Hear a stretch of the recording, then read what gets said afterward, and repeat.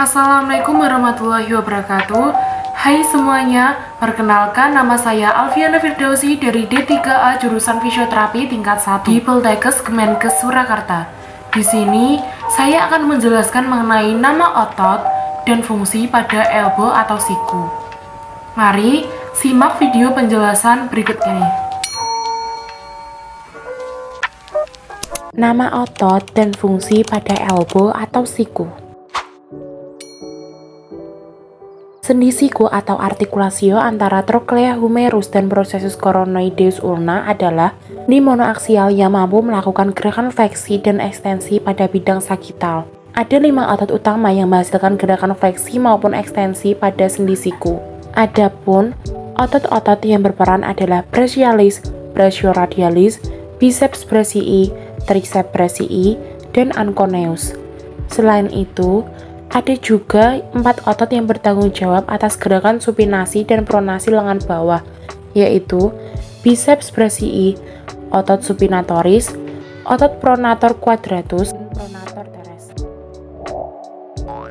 Selanjutnya, saya akan menjelaskan mengenai otot bagian anterior pada sendi siku. Yang pertama, otot brachialis. Otot brachialis berasal di tengah batang sebelah anterior humerus dan menyisipkan processus coronoideus ulna karena origo dan berinsersio hanya mempunyai fungsi sebagai penggerak fleksi sendi siku. Letaknya di bawah otot biceps brachii. Yang kedua, otot brachioradialis. Otot brachioradialis mempunyai origo di epicondylus lateralis humerus dan berinsersio di processus coronoideus. Otot ini melewati bidang anterior sendi siku dan mempunyai fungsi sebagai fleksor sendi siku.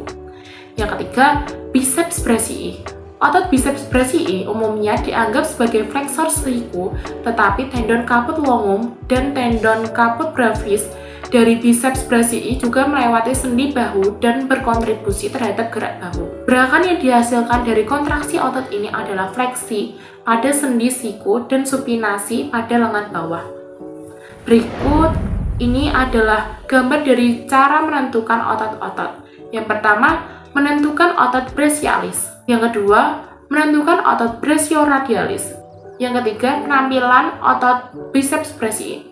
Selanjutnya, saya akan menjelaskan mengenai otot posterior sendi siku. Yang pertama ada triceps brachii. Triceps brachii caput longum berorigo pada tuberculum infraglenoidalis scapula dan bergabung dengan caput lateralis dan caput medialis pada processus olecranon ulna. Kontraksi triceps brachii menyebabkan gerakan ekstensi lengan bawah. Yang kedua, anconeus. Otot anconeus berorigo pada epicondylus lateralis humeri dan berinsersio di processus olecrani ulnar. Otot ini membantu triceps brachii dalam melakukan gerakan ekstensi siku. Otot anconeus terlibat dalam gerakan lengan bawah, sehingga otot anconeus berfungsi sebagai ekstensi pada sendi siku. Berikut ini adalah gambar dari otot-otot tersebut. Yang pertama, menentukan 3 bagian otot triceps brachii. Yang kedua, menentukan anconeus. Selanjutnya, saya akan menjelaskan mengenai pada otot lengan bawah. Yang pertama ada pronator teres. Pronator teres berorigo di processus coronoideus ulna dan berinsersio di permukaan lateral radius pronator teres, sebagaimana ditunjukkan bertanggung jawab untuk melakukan pronasi lengan bawah. Yang kedua, supinatori. Supinatori berorigo dari ulna dan berinsersio pada bagian proximal radius. Nama otot ini menunjukkan fungsi yaitu sebagai supinasi lengan. Yang ketiga, pronator quadratus. Pronator quadratus berorigo pada radius dan berinsersio pada ulna di bagian proksimal pergelangan tangan. Namanya mencerminkan fungsi dan bentuknya karena ulna adalah tulang yang stabil dan artikulasi radionalis distalis.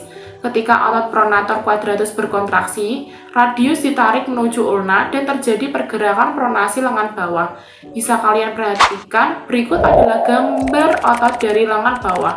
Yang pertama, menentukan otot pronator teres. Yang kedua, otot pronator quadratus dan supinator. Berikut sumber referensi materi pembelajaran. Sekian video penjelasan dari saya. Mohon maaf apabila ada kekurangan dan kesalahan. Wassalamualaikum warahmatullahi wabarakatuh.